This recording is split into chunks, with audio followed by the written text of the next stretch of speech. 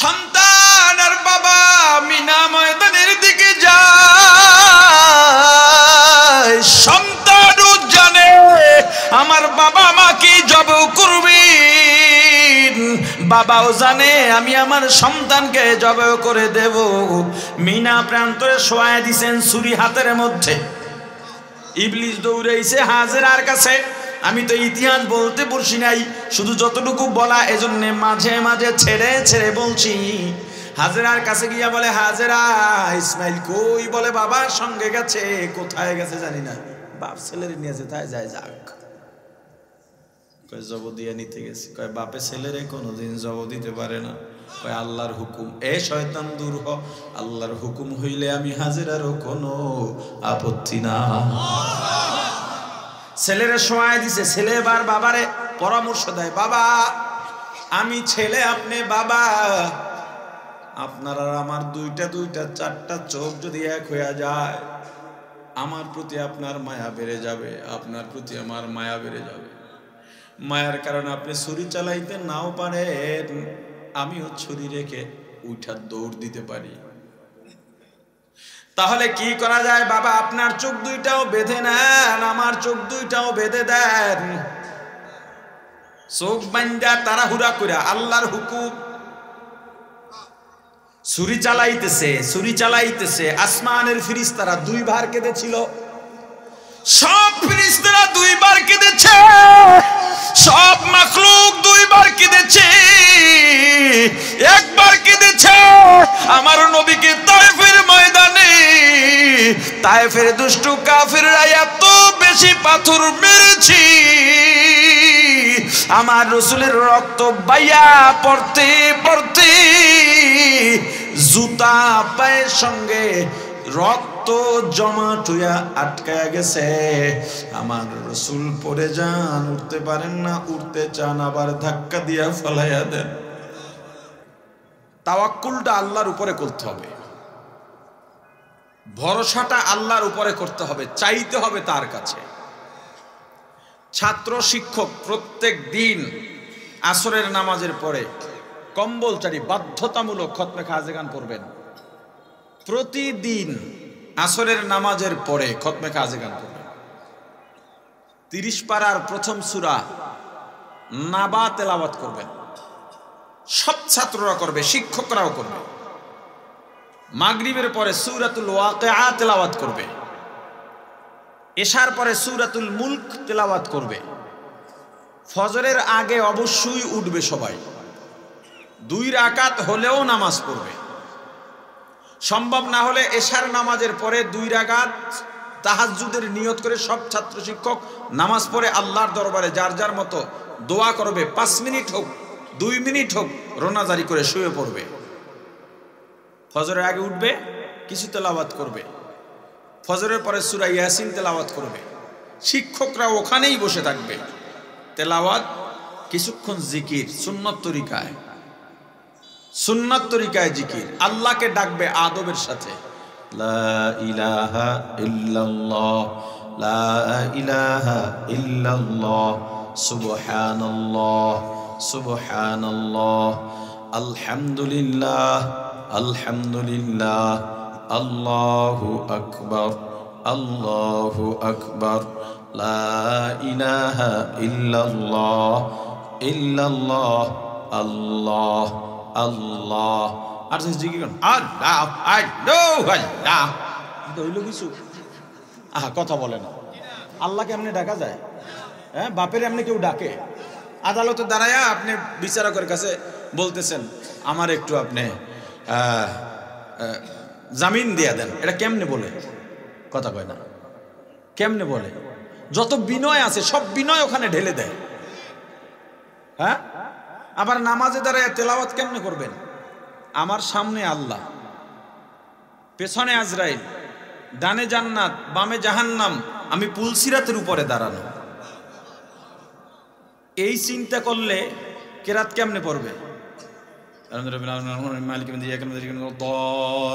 এমনি কথা বলে না। আপনি তেলাওয়াত করবেন মানে আল্লাহর সঙ্গে কথা বলতেছেন। আপনি এক আয়াত পড়বেন আর মনে করবেন আমি আল্লাহর সাথে কথা বললাম, আল্লাহ আমার এই কথার জবাব দিয়ে দিছেন। আপনি নামাজে দাঁড়াইয়া এমন ভাবে বিদ্যুৎ গতিতে চলতেছেন। আপনি যদি আপনার অফিসের বসকে চিঠি দেন যে আমি ছুটি চাই, এখন চিঠির লেখা বুঝতেছে না, হাতের লেখা খারাপ, মুখে বলো বস আমি 2 দিনের ছুটি চাই, বাড়ি যাই, আবার 2 দিন পর চলে আসবো, এমনি বললে কি ছুটি পাবেন? আরে কথা বলে না। এটা কি বিনয়ের তরিকা? হ্যাঁ, আল্লাহকে ডাকবেন মনটা লাগাইয়া, দিলটা শান্ত হবে। জিকিরের মধ্যে মানুষ হেদায়েত হয়ে যায়। এত পাওয়ার জিকিরের, এত পাওয়ার জিকিরে মানুষের অন্তর খুলে যায়। জিকিরের এত পাওয়ার, কলবের সব দোষ ধুয়ে মুছে কলবটা জান্নাতি কলব হয়ে যায় জিকিরের মাধ্যমে। জিকিরের এত পাওয়ার। সেখানে বসে আল্লাহরে ডাকতেছেন, যেমন আল্লাহ আল্লাহ আল্লাহ, এটা কি হলো নাকি? জিকির করবেন সম্ভব যদি হয়, যেহেতু ক্লাস আছে, ক্লাসের গুরুত্ব আরো বেশি। ইলমের ক্লাসের গুরুত্ব নফল ইবাদতের থেকে আরো বেশি, কিন্তু একটা নিজাম করে নেব। সব মাদ্রাসায় নিজামুল আওকাত থাকে। এরপর আবার সবাই পড়তে বসে যাবে, জোহরের পরে সূরা ফাতাহ তেলাওয়াত করবে। আপনার মাদ্রাসার হাজত আল্লাহ দিয়ে দেবেন। আপনি মানুষের কাছে হাত বাড়াবেন না, মানুষ আপনার কাছে আসবে, হুজুর এই মাদ্রাসায় আল্লাহর রহমত নাজিল হয়, আমরা বুঝতে পারি আশপাশ থেকে আপনারা কষ্ট করতেছেন, এই নেন মাদ্রাসার ছাত্রদের জন্য, মাদ্রাসার জন্য দিয়ে গেলাম। জানি আমার এই কথা সবাই মানতে পারবে না, না মানতে পারলে সেটা দোষেরও না, ভালো করে বুঝবেন, সেটা দোষেরও না। আপনাদের কাছে টাকা চাইলেও সেটা দোষের না। আপনার কাছে চাইলে আপনি শুকরিয়া আদায় করবেন। আপনি মনে করেন না আমি 1 লাখ টাকা নাম লেখাইছি, 50,000 টাকা নাম লেখাইছি, 20,000 টাকা আমি অনেক উপকার করে ফেলাইছি। খবরদার, দানও শেষ, আমনও শেষ।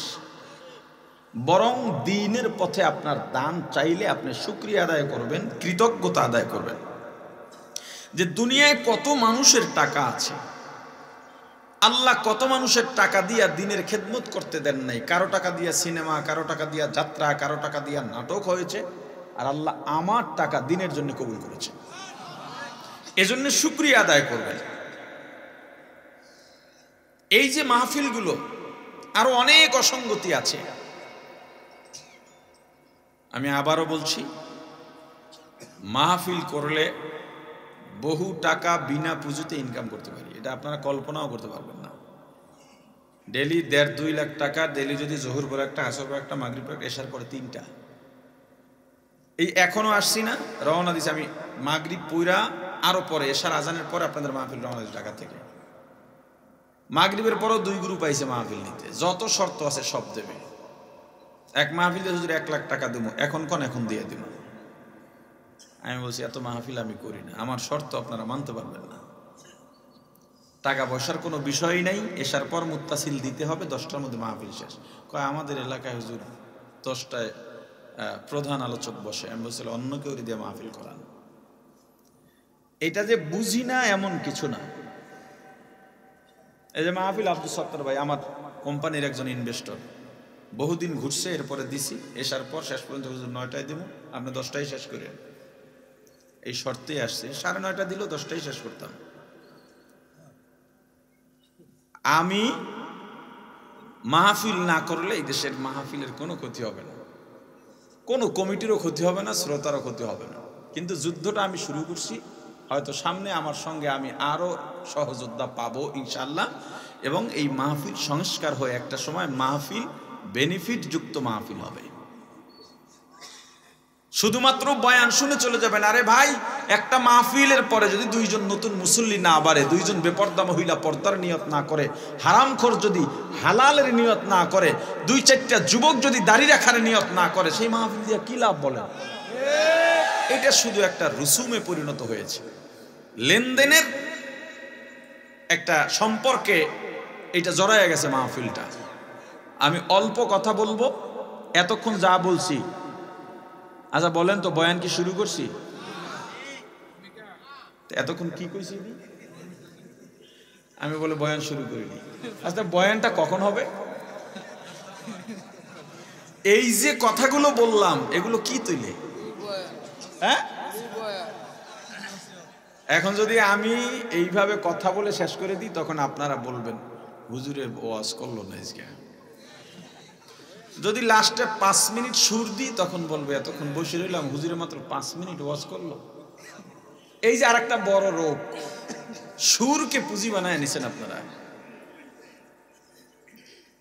আর একজন আসছে মাহফিল নিতে, আমি বললাম ভাই মাহফিল কেন করবেন? হুজুর দ্বীনের স্বার্থে।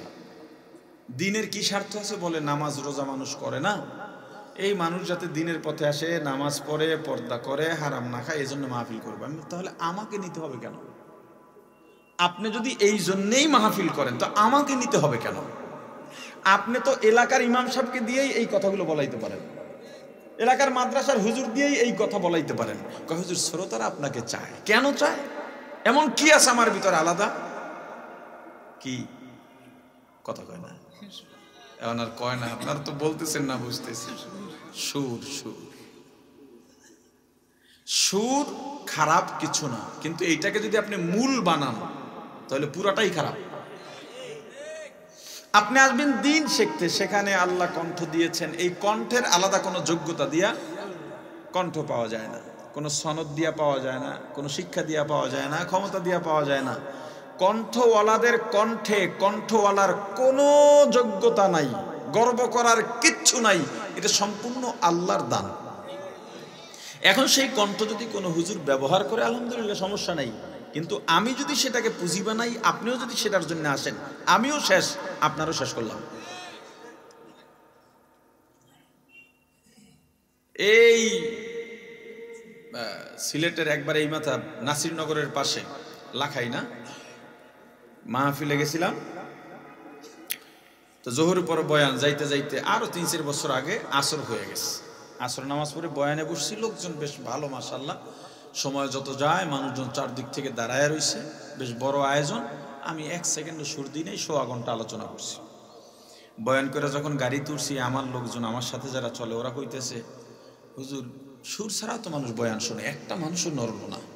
তাহলে আপনি যে এই বলেন সুরকে মানুষ যেন উপলক্ষ না বানায়, তাহলে তো মানুষ তো সুরকে উপলক্ষ বানায় নাই। আমি বললাম যে তোমরা যেটা ভাবতেছো ব্যাপারটা কিন্তু ওরকম না। কেমনে? আমি বললাম এই যারা এখানে আসছে তারাও সুরের জন্যই আসছিল, তাহলে উঠলো না যে? আমি বললাম ওরা অপেক্ষায় ছিল, এই বুঝি হুজুর টান মারল, এই আশা করতে করতে দেখে বয়ান শেষ, টান আর মারে না। এখন এলাকায় খবর নিয়ে দেখ, সবাই বলতেছে হইল কি, হইল কি, হইল কি। এখন আপনারা বলেন, বয়ানে আসবেন এই শীতের মাঝে, শুধু সুর শুনে চলে যাবেন, কোনো লাভ ফায়দা হবে না, এটার উপরেই ক্ষান্ত থাকবেন, না মাহফিলে আসবেন শেখার নিয়তে, আমলের নিয়তে?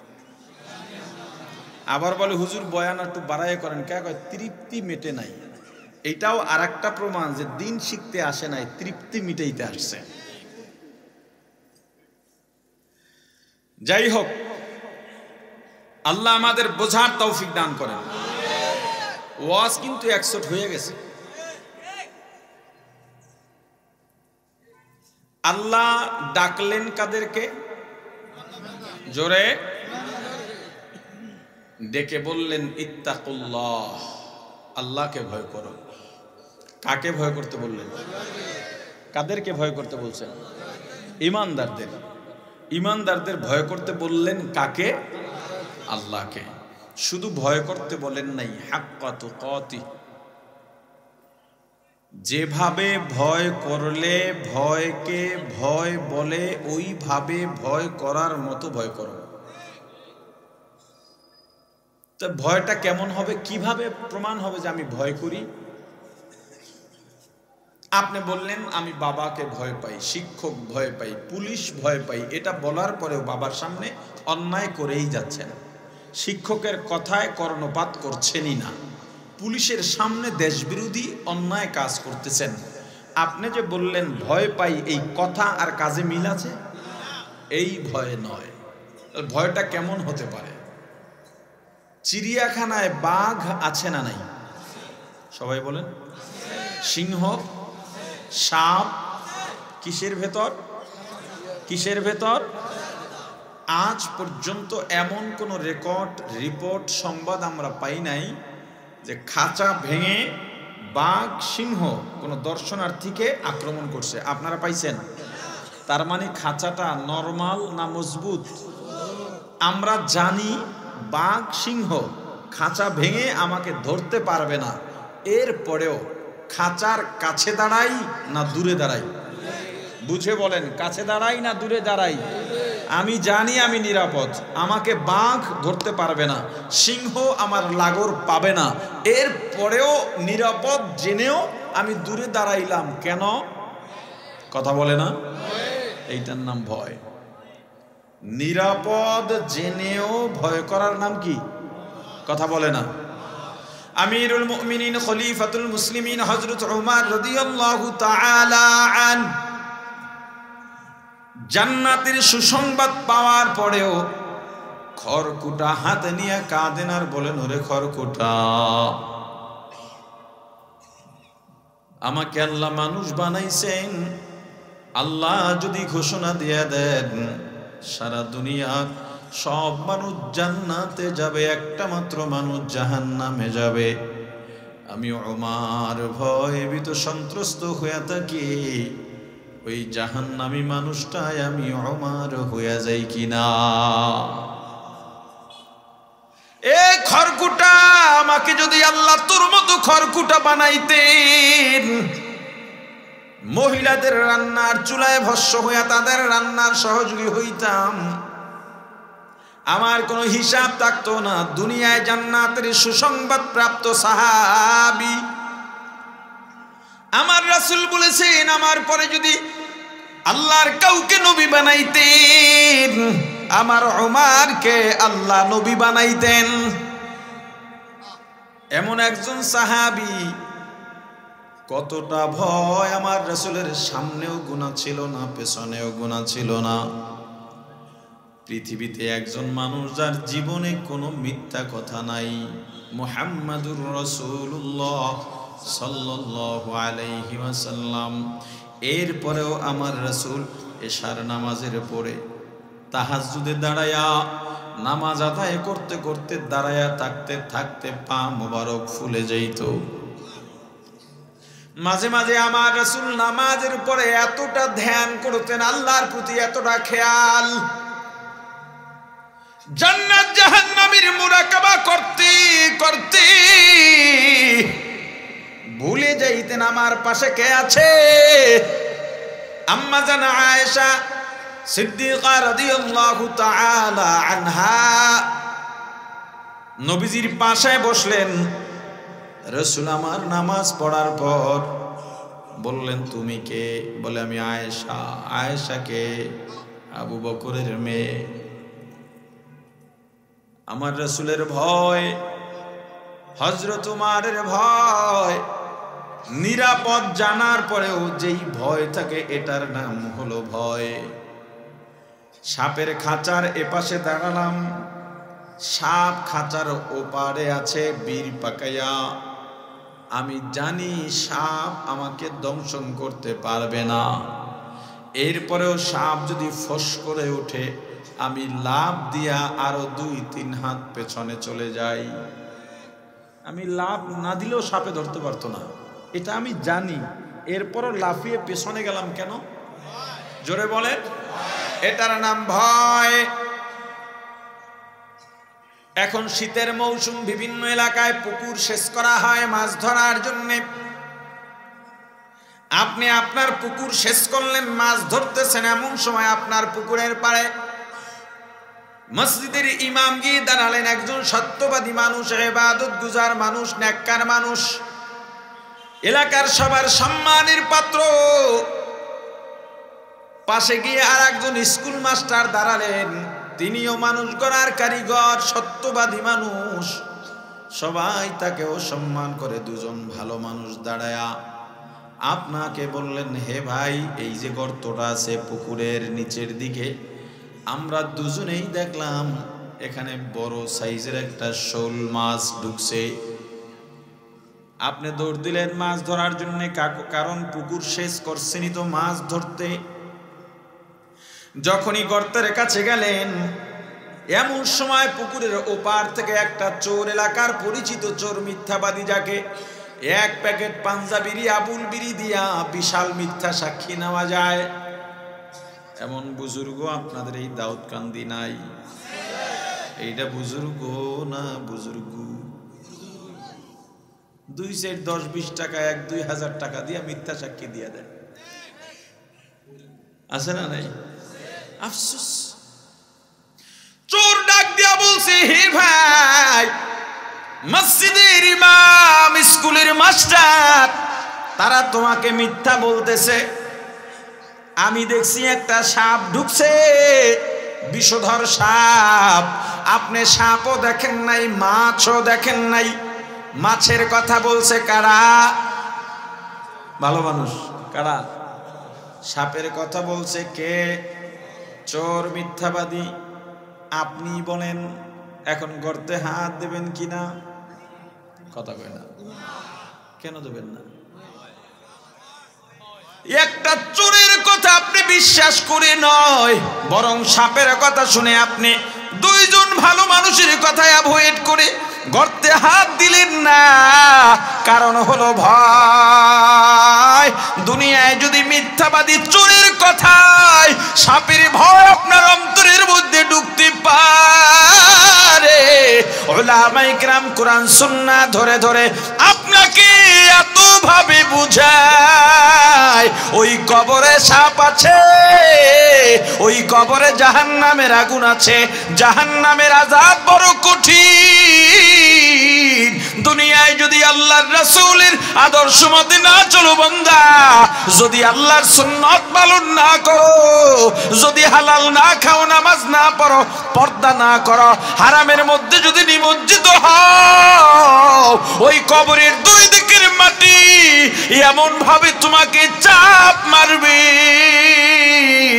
ডান পাজরের হাড্ডিগুলো ভেঙে চুরে বাম পাজরে চলে যাবে, বাম পাজরের হাড্ডিগুলো ভেঙে চুরে ডান পাজরে চলে যাবে। এরপরও তোমার কেন ভয় হয় না? এই যে আমরা যারা গুনাহ করি, আমার যুবক ভাই, একবারও কি ভাবছো এই মুহূর্তে যদি মারা যায়, আমার যে আমল, আমি আসলে কবরে কি অবস্থা হবে? একবারও তো ভাবো না। অন্যের সমালোচনা নিয়ে তুমি ব্যস্ত, নিজেকে নিজের জবাবদিহির কাঠগড়ায় দাঁড় করাও। এই সবকটা আজকে নিয়ে যাও। অন্যকে তোমার জবাবদিহির কাঠগড়ায় দাঁড় না করায়া ফেসবুকের মধ্যে অন্যের বিরুদ্ধে না লিখে অন্যের বিরুদ্ধে লেখছো তো নিজের আমল বরবাদ। এ যুবক ভাই, আমার এটা করিস না রে ভাই। তোমার দলের বিরুদ্ধে একজন বলছে, এখন তোমার দলের পক্ষে বলতে গিয়া, তার প্রতিবাদ করতে গিয়া যা মন চায় তাই বলতেছো, গালি দিতেছো, অভিযোগ দিতেছো, মিথ্যা বলতেছো। কি দরকারটা পড়ছে তোমার? কোন ঠেকায় তুমি নিজের আমল বরবাদ করতেছো? অন্যের দোষ বলা বাদ দাও, নিজেকে নিজের কাঠগড়ায় দাঁড় করাও, নিজেকে নিজের কাঠগড়ায় দাঁড় করাও, অথবা আয়নার সামনে দাঁড়াও। তোমাকে তুমি প্রশ্ন করো, হে আব্দুল্লাহ, আজকে ফজরের নামাজ পড়েছিস? প্রশ্ন করো, তোমাকে তুমি প্রশ্ন করো, এ আব্দুল্লাহ, ফজরের নামাজ পড়েছিস কিনা? তোমার মনেই জবাব দিয়া দেবে, পড়ি নাই। 1 ওয়াক্ত নামাজ ইচ্ছা করে কাজা করলে কমপক্ষে 2,88,00,000 বছর জাহান্নাম। নিজের কাঠগড়ায় নিজেকে দাঁড় করাও, অন্যের সমালোচনার চিন্তা বাদ দাও। এই দুনিয়ার জীবনটা বড় ছোট্ট, এই জীবনটাকে সুন্দরভাবে গড়াও, নিজেকে সুন্দরভাবে গড়াও। এত সম্পদ, এত ক্ষমতা, এত সম্মান, এগুলোর দাম আল্লাহর দরবারে নাই, একটুও দাম নাই। দেখো আল্লাহ কি বলেন, ইয়াউমা লা ইয়ানফাউ মালুন ওয়ালা বানুন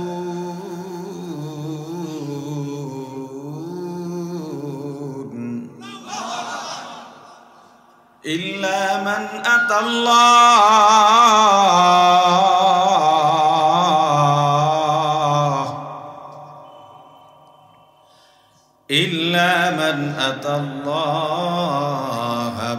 বিকলবিন সালিম।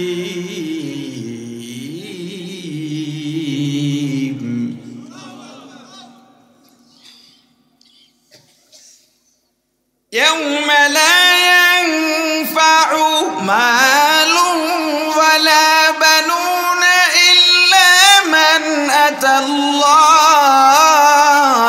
বিকলবিন সালিম।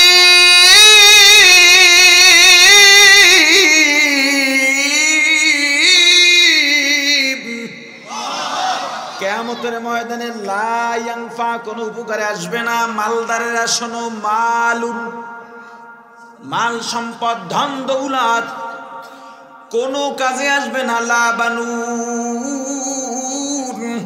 সন্তান সন্ততি, নেতা নেত্রী, পদ পদবী, ক্ষমতা, যশ খ্যাতি কোনো উপকারে আসবে না। পয়গম্বর ইব্রাহিম আলাইহিস সালাম কিয়ামতের ময়দানে দেখবেন তার বাবা মুমূর্ষু অবস্থায় পড়ে আছে, একেবারে থেতলানো অবস্থায় পড়ে আছে।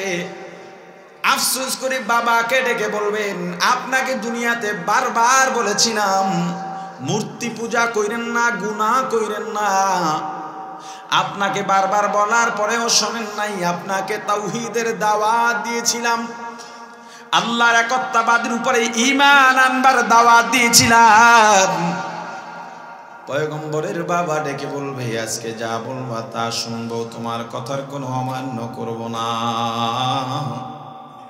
পয়গম্বর আল্লাহর কাছে গিয়ে বলবেন, আল্লাহ, আপনি আমাকে প্রতিশ্রুতি দিয়েছিলেন, ওয়াদা দিয়েছিলেন, আমাকে লাঞ্ছিত করবেন না, অপমানিত করবেন না। ও আল্লাহ, আজকে আমার বাবা যদি জাহান্নামে যায় আমার বড় অপমান হবে। আল্লাহ জবাব দেয়া বলবেন, পয়গম্বর আমার খলিল, আমি আল্লাহ কোনো কাফের মুশরিককে জান্নাত দেব না। এরপরে বলা হবে, পয়গম্বর আপনার বৃদ্ধাঙ্গুলির দিকে তাকান, পায়ের বৃদ্ধাঙ্গুলি অথবা নিচের দিকে তাকান। পয়গম্বর তাকিয়ে দেখবেন তার বাবাকে হাতে পায়ে জাহান্নামের শিকল লাগাইয়া টেনে হেসড়ে অপমানের সঙ্গে জাহান্নামের দিকে নিয়ে যাচ্ছে, রক্তে জর্জরিত হয়ে গেছে। খলিলুল্লাহ, খলিলুল্লাহ, খলিলুল্লাহ, আল্লাহর বন্ধু। পৃথিবীতে আমার রসুলের পরে এত ত্যাগী পরিবার আর নাই, এত ত্যাগ, খলিলুল্লাহর এত ত্যাগ। 80-90 বছরের সন্তান নাই, আল্লাহর কাছে দোয়া করলেন, রব্বি হাবলি মিনাস সলিহিন, আল্লাহ সন্তান চাই, নেক সন্তান চাই। এমন দোয়াই করছেন, আল্লাহ বলছেন ফাবাশশারনাহু বিগুলামিন হালিম, নেক সন্তান, ধৈর্যশীল সন্তানের সুসংবাদ দিয়া দিলেন। সন্তান হয়ে গেছে, মায়া ভালোবাসা। আল্লাহ বলেন, ও পয়গম্বর, তুমি কি আমাকে অন্তরে জায়গা দিয়েছো নাকি সন্তান? বলে, আল্লাহ আপনি, আপনার উপরে কেউ নাই, তাহলে তুমি প্রমাণ দাও, কিভাবে দেব? ছেলে আর ছেলের মাকে মরুভূমিতে বনবাসে দিয়ে আসো। ত্যাগ কারে বলে, কোরবানি কারে কয়? একবারও প্রশ্ন করেন নাই আল্লাহ কেন? একবারও প্রশ্ন করেন নাই কেন? আরে আপনাকে ইমাম সাহেব, আলেম সাহেব, মুহতামিম সাহেব একটা কথা বললে আপনি 10টা প্রশ্ন করেন, এটা কেন, ওইটা কেন, এটা কেন? মুমিন কেমন হবে? ঈমানদার কেমন হবে? মুসলমান কেমন হবে? তার কথা কেমন হবে? ইন্না সালাতি ওয়া নুসুকি ওয়া মাহইয়ায়া ওয়া মামাতি লিল্লাহ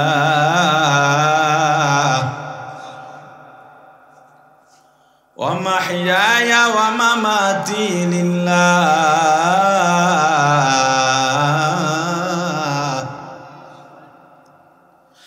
ওয়া মাহইয়ায়া ওয়া মামাতি লিল্লাহি রাব্বিল আলামিন।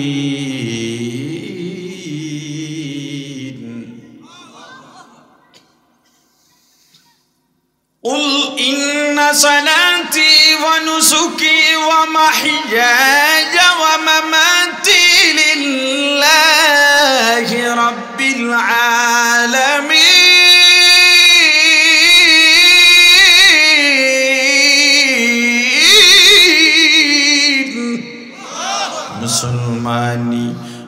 बद गर्दन हादान नाने खुद बदस्ते खाजादादान। मुसलमान তুমি কেমন মুসলমান হইবা? মুসলমান কারে কয় যে আল্লাহর সামনে নত হয়ে থাকে, আল্লাহর সামনে মিটায় দেয়, আত্মসমর্পণ করে দেয়। মুসলমান কেমন হবে? ঘোড়ার মুখে যখন লাগাম লাগানো হয়, ওই ঘোড়ার নিজের ইচ্ছা থাকে না, বলে মালিক ডানে টানবেন ডানে যাব, বামে টানবেন বামে যাব, দাঁড়াইতে বলবেন দাঁড়াবো, আমার কোনো ইচ্ছা নাই। আমার পিঠে বোঝা চাপায় দিবেন, আমি চলতে পারবো না, তবুও চেষ্টা করব। লাগাম ধরে যখন টান দেবেন, আমি চেষ্টা করব, কোনো অজুহাত দেব না, ক্ষুধা লাগলেও খালি পেটেও আপনার খেদমত করব। তুমি মুমিন, তুমি মুসলমান, তুমি মুসলিম, তোমারও কথা হবে আল্লাহ। আমার জীবন, আমার মরণ, আমার তাকওয়া, আমার পরহেজগারি, আমার নামাজ, আমার কুরবানি, আমার আয়, আমার ব্যয়, আমার সংসার, আমার রাজনীতি, আমার অর্থনীতি, আমার চাকরি, আমার যা কিছু আছে সব হবে কার জন্যে? আওয়াজ দিয়া বলেন কার জন্যে? আউলিয়ারা কারে উকুবা ইখতিয়ার, জাহেলারা কারে দুনিয়া ইখতিয়ার, আশিকারা মিল্লাত মাযহাব জুদাস্ত, আশিকারা মিল্লাত মাযহাব খুদাস্ত। মিয়ানে আশিক মাশুক রমজিস্ত, কিরামান কাতিবিন রাহম খবর নিস্ত। ও আমার ভাই, নিজেকে এভাবে সঁপে দাও, আল্লাহর কাছে সঁপে দাও। পয়গম্বর একবার প্রশ্ন করেন না আল্লাহ কেন? আল্লাহ কইছে নিয়া এখন যে কাবা শরীফ আছে, মাকামে ইব্রাহিম যেখানে, এই জায়গায় রেখেছেন। হাজেরা ডাক দিছেন, স্বামী আমার কেনই বানলেন, কি কারণে? কিছুই তো বলেন না। আমি একজন মহিলা মানুষ, আমার শিশু সন্তান দুজনই তো অবলা, কয়েকটা মাত্র খেজুর আর একটু পানি, কয়দিন থাকবো তাও তো বললেন না। অন্তরে তো তোলপাড় ঢেউ চলতেছে, বঙ্গোপসাগর, আটলান্টিক মহাসাগরের ঢেউ পয়গম্বরের অন্তরে। পেছনের দিকে তাকাবেন, আল্লাহ বলেন ইব্রাহিম পেছনেও তাকানো যাবে না। পয়গম্বর পেছনে তাকাইলেন না, পেছন থেকে হাজেরা ডাক দিছেন, ও স্বামী যদি আল্লাহর পক্ষ থেকে এই হুকুম হয়ে থাকে, আমি হাজেরারও কোনো আপত্তি নাই। এমন ত্যাগী এক পরিবার, স্বামীর ত্যাগ, বিবির ত্যাগ। সন্তানের বয়স বালেগ হয়ে গেছে। আল্লাহ বলেন ইব্রাহিম পোলারে দেখতে মন চায় না? আল্লাহ আপনি চাইলে আমার চায়। কয় এত বছর তোমারে দূরে রাখলাম, পোলা কেমন আছে, বউ কেমন আছে, তোমার কি জানতে মন চায় না? আমার প্রতি কোনো রাগ টাগ নাই তো? কয় আল্লাহ দিলের খবর তো আপনি জানেন। কথা যাও দেখতে যাইতে পারো, শর্ত আছে। কি দেখবা? দেখে জব দিয়া দেবা। এত বছর পরে দেখবা, দেখা জব দিয়া দিবা। পয়গম্বর গেছেন, গিয়া ছেলেরে ডাকছেন, ছেলে শোনো, ইন্নী আরা ফিল মানাম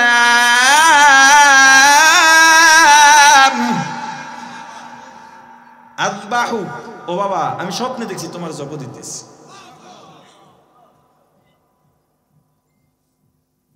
মাযা তারা,